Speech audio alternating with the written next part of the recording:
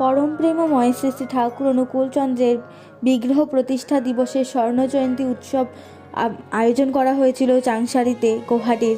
তো আমরা সকলেই সকালের ট্রেনে গুয়াহাটিতে চলে এসেছিলাম যাতে আমরা উৎসবটা উপভোগ করতে পারি। এখানে দেখতেই পাচ্ছেন আমাদের ঠাকুরের মন্দির এখানে তৈরি করা হয়েছে, গুয়াহাটির মন্দিরটা। তো কত সুন্দর, কত লক্ষ লক্ষ মানুষের সমাহার, এক মিলন ক্ষেত্র তৈরি হয়েছে।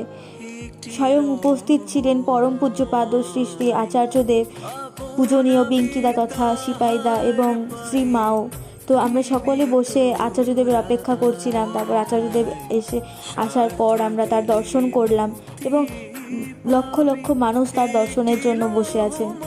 নাচ, গান, কীর্তন, মহাপ্রসাদ বিতরণ সব কিছুর মাধ্যমে সুসম্পন্ন হয় আমাদের গুয়াহাটির উৎসব। তারপর আমরা বাড়ি ফেরার জন্য বের হই। রাস্তায় বন্দে ভারত